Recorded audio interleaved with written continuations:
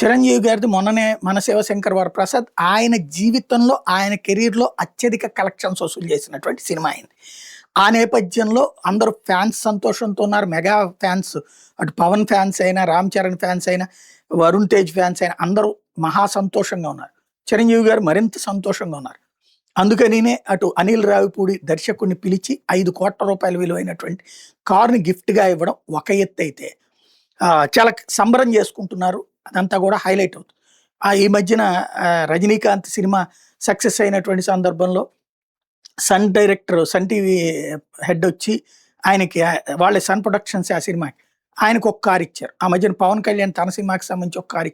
ఈ మధ్యన సక్సెస్ అయిన డైరెక్టర్లకి రెమ్యునరేషనే కాకుండా అట్లాంటి కాస్ట్లీ గిఫ్ట్లు ఇస్తున్నారు హీరోలు.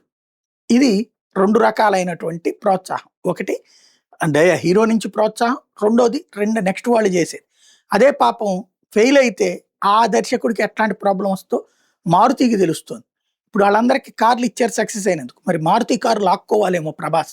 ఎందుకంటే అద్భుతమైనటువంటి ఫ్యాన్ బేస్ ఉన్నటువంటి ప్రభాస్‌కి రాజా సాహెబ్ కాస్త ఆశించిన 200 కోట్లేమో వచ్చింది గానీ పెట్టిన ఖర్చు కూడా రాలేదంటున్నారు. అది ఒక ఎత్తు. రెండోది మారుతి తనేదో పాపం చాలా గొప్పగా ముందుగా ఫోకస్ చేసుకొచ్చాడు. తన ఇంటి అడ్రెస్ కూడా ఇచ్చి, తన విల్లా అడ్రెస్ నెంబర్‌తో సహా ఇచ్చి, ఈ సినిమా గనక ఫెయిల్ అయితే నా దగ్గరికి విల్లాకి రండి అని చెప్పాడు. తీరా చూస్తే అది కాస్త ఫెయిల్ అయ్యింది.